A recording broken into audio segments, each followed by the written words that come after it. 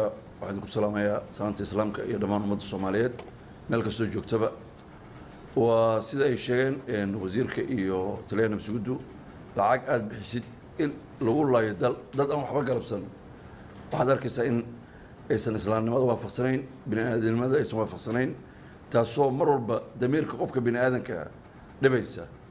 tan labaad aakhiradaada iyo adduunkaaga midna uma fiicna dambi u tahay in aad bixisid lacag xaaraana oo waxay ku salaysan tahay qalbi aan aad ogeyn ayadoo la fulinayo amarka iyo awaamirta shuruucda dawladda waxaan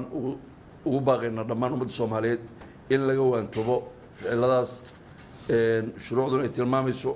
adduunkuna uu aqoonsan yahay koox argagixisa in aan la siinin wax taageero ama aan la siinin dhaqaale iyo taakurayn midna wixii hadda ka dambeeya waxaa la fulin doonaa hay'adahu fulin doonaan sida sharciga waafaqsan cid kastoo lagu helo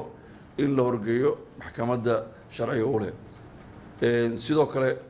waxaan ognahay dhibaatada ay geystaan waxay u geysanayaan waa ganacsatada iyo ummadda iyo hooyada aan waxba galabsan intii dhacday ugu dambeysay oo qaraxya oo ka dhacay magaalada Muqdisho iyo goobo kale dal ka mid ah kulligood haddaad dib u fiirisid waxaad arkaysaa waxay ku waxyeeleeyeen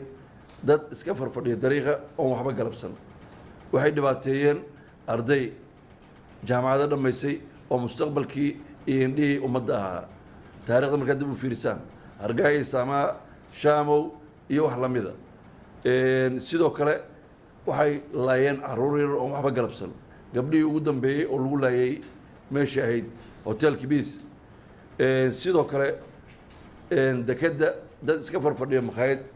waad arkaysaan baabuurka media la soo saarayay ay ku laayeen shacabku marka waa inay gartaan in aysan marna badbaadaynin oo aysan u turaynin oo aysan u naxariisanaynin annagu sharcigan ilaalinaynaa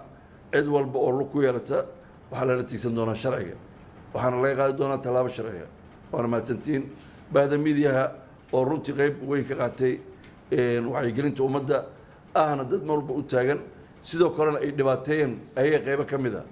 waxaanu ka rajaynaynaa in qof walba midiya ka mid ah ay mas-uuliyad qaran iyo mid ummadeed ay saaran tahay ayna ka shaqeeyaan waxyaabaha amniga u ah ummadda Soomaaliyeed gaarsiiyaan ganacsatada iyo dhammaan bulshada Soomaaliyeed qayb kasta way khuseynaysaa hawshan waxaan ka codsanaynaa inay dhowraan sharciga in cidii ku xadgudubtana la gaarsiin doono maxkamadda sharciga u leh waa mahadsantiin